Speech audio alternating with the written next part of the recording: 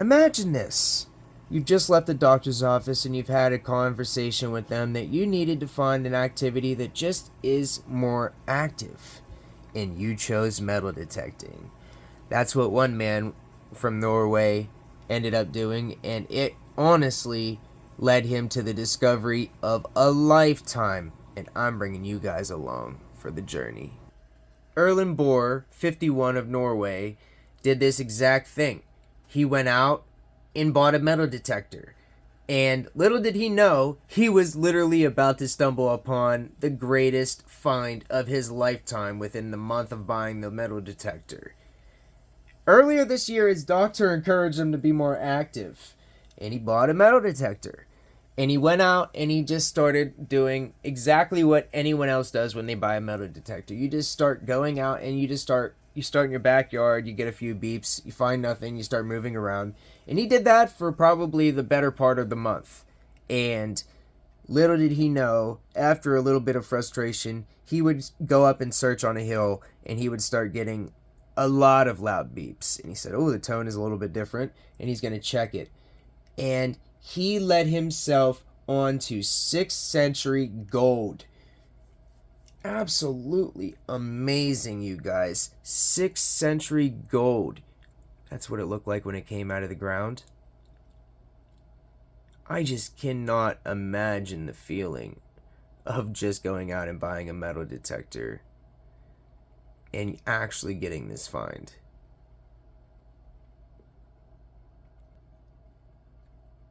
The contents of his find were 9 gold pearls, 10 gold pendants, 3 gold rings, all dating 6th century England. That is absolutely amazing. And it was the best find in his entire country since the 1800s, y'all. That is just absolutely amazing. Really makes you want to grab a metal detector. I mean, why I have this jewelry here is because he found jewelry buried in the ground. You know, could you imagine finding 6th century gold buried in the ground? This is just some gold that I have waiting to go up to the pond. I figured I would show you guys some of it while I told the story. Absolutely amazing. People bury things out in the ground, and you could not even imagine what people bury, probably. You know, gold especially, because it never corrodes. You could put it in the ground for as many years as you could ever want, and you're always going to have it come out of the ground cleaning up perfectly. This is a beautiful ring. Check this ring out, you guys. I could look at this ring all day. Imagine digging this out of the ground, you know. Man, 6th century gold, Norway. It makes you think, you know. We live in the United States, but what exactly is in our ground? There is a lot of good stuff in the ground of the United States as well. And I highly suggest you guys, oh, I just went low battery. I highly suggest, if you guys have a metal detector, to get the pinpointer, the little handheld pinpointer, and just start trying a bunch of different areas. Don't stay in the same field, you know, go just to a bunch of different places where you think people drop stuff, and you will yield yourself results. I really hope that this could be a little motivating video for you guys. I just found my first few coins out in a field. It was the old carnival of our town, and we had a carnival here in the early 1900s and the 1800s, and people have been metal detecting there, and I see the metal detecting there. Well, I started metal detecting there myself, and I found my first 2 pennies there from the early 90s, which is, you know, a small find, but it's a good find because it shows me that, you know, stuff is there.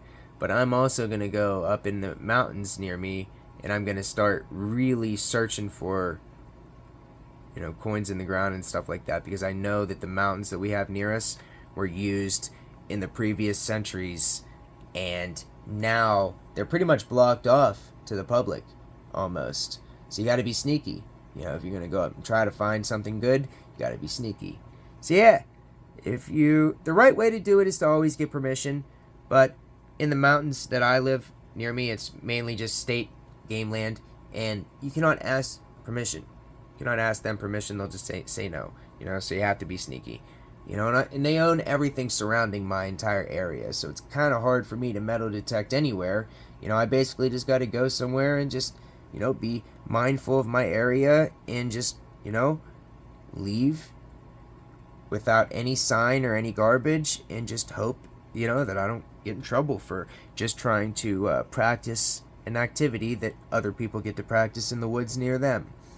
It sucks that, federal it sucks that federal companies come around and buy every inch of land up and then tell you that you can't do anything on them. We used to ride our quads up there and we weren't hurting nothing. We definitely weren't hurting nothing.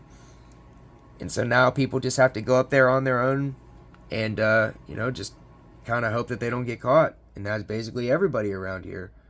If you want to go up and enjoy the woods, you kind of have to just either go up and not do anything, or if you want to go up and metal detect or look for, things in the ground, you got to be very mindful about where you're doing it.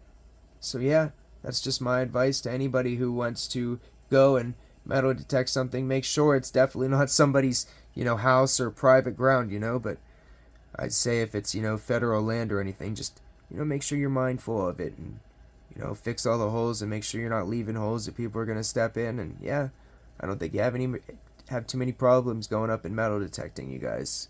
I don't want this to be too long of a video. Really hope everybody has a great rest of their day. This is really exciting, and I'm going to keep covering stories like this. See you guys soon.